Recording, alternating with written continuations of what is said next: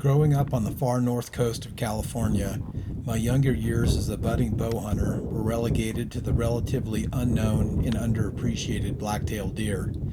I can remember the exact day when my aspirations changed and a mule deer hunter was born.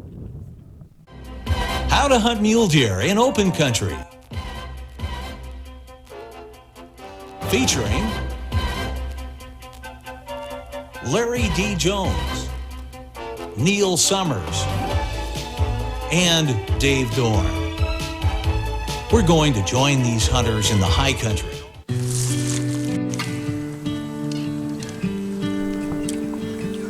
In 1987, I'd graduated from high school and moved south to start my life as an adult.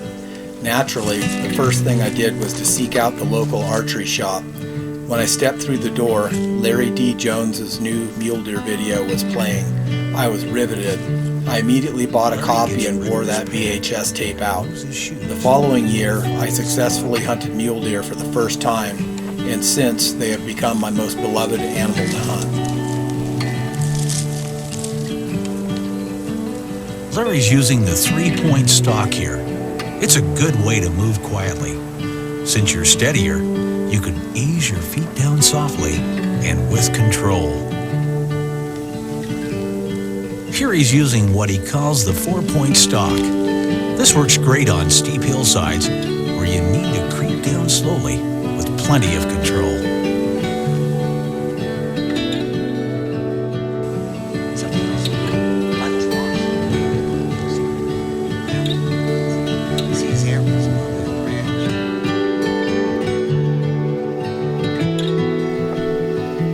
Not only did his video provide inspiration, but more importantly, Larry shared his knowledge with the viewer and taught me many of the skills I would later use to become a successful mule deer hunter over the next 3+ decades.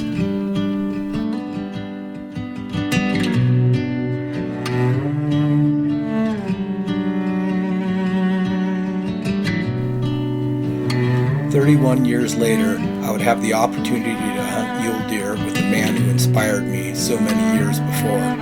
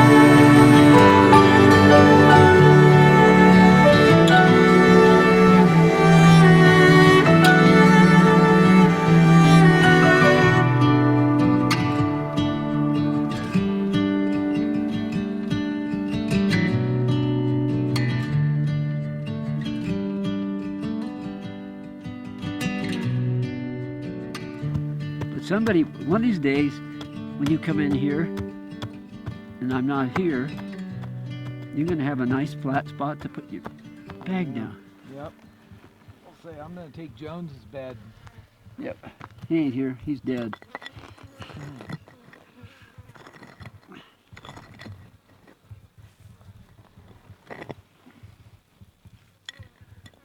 Well, it sure is inspiring seeing you up here, and I've been backpack hunting for 32 years, and you know, you kind of, at some point, it's like, dang, knocking on 50's door, and you feel like you got the best years behind you. But I think, I know, physically, maybe I'm not what I was 20 years ago, but I know a heck of a lot more. Oh yeah. So, you know, I can still get around just fine. Might not get there as fast, but Yeah, same here.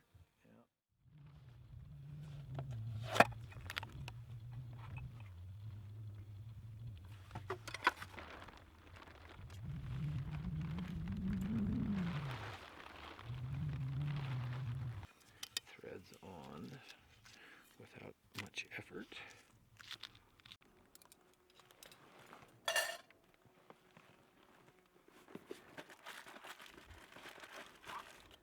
Got quite the kitchen here, don't I?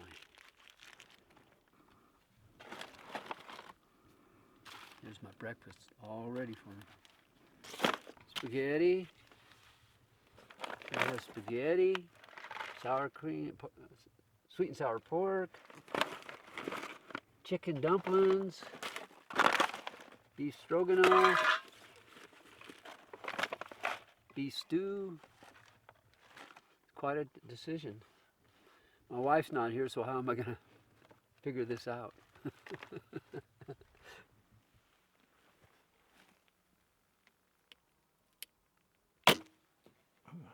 Low. Good line, but way low. We have to do some stumping. Yeah, we need a stump. Yeah. Still a little low. Better, but. How many times does a country kid get an opportunity to share their passion with one of their mentors? This was truly my version of being on the court with Michael Jordan during a playoff game.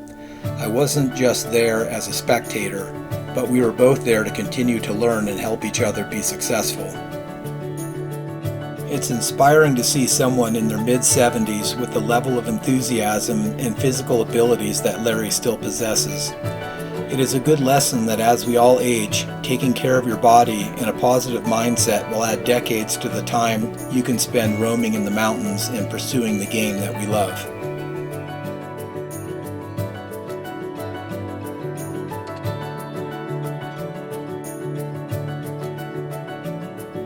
With daylight fading, we glassed up several bucks.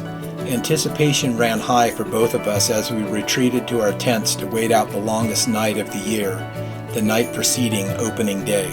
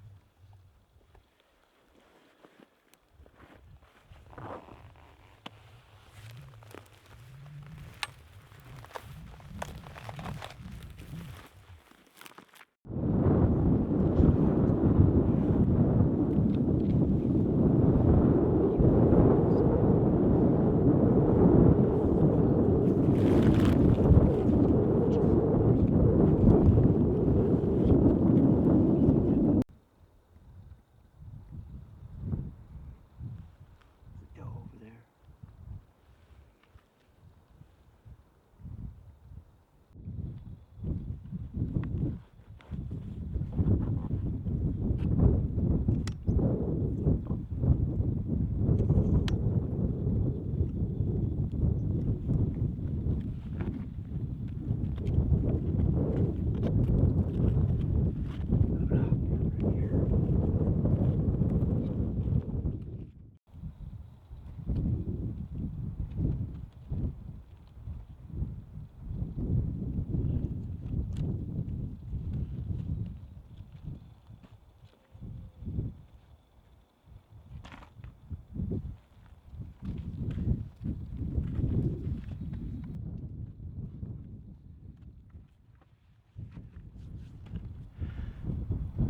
Well, this is a grim start to opening day. Seen 10 does, 2 small 2 points, and a spike. And if there's anywhere on this mountain that I thought I could take somebody and show them 30 bucks in a morning, it would be here. So I'm not sure. This is a super dry year, and the grasses, what feed there is really small and stunted and brown. So either the deer aren't in here because of poor feed, or maybe there's some kind of disturbance that we're not aware of. Maybe a couple of lions are in here working this basin, or maybe there was a rock concert in here a couple days ago that we weren't aware of. But whatever it is, it's not looking too promising this morning. So we're gonna pull up, I think, and go check out some other spots here down the ridge a little further, and then into the next canyon, and see if we can't turn something up.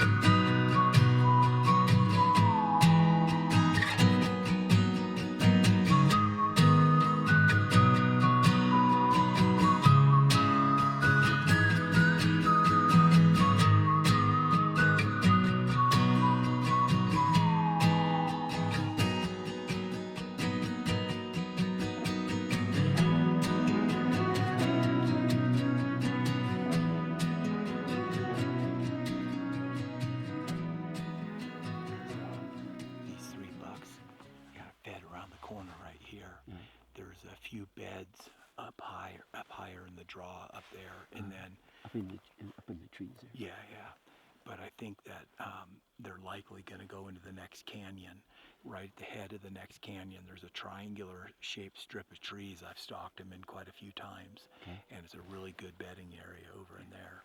So we'll give it a little bit, and then we'll peel up the ridge here, and then kind of just poke our head around the corner and see if we can find them there. Probably go back this way a ways and up. Yeah, we don't need to go too far, but yeah, just to be safe. Yeah, but they aren't called mule deer for now. Giant ears, yeah. They can hear, man. No doubt.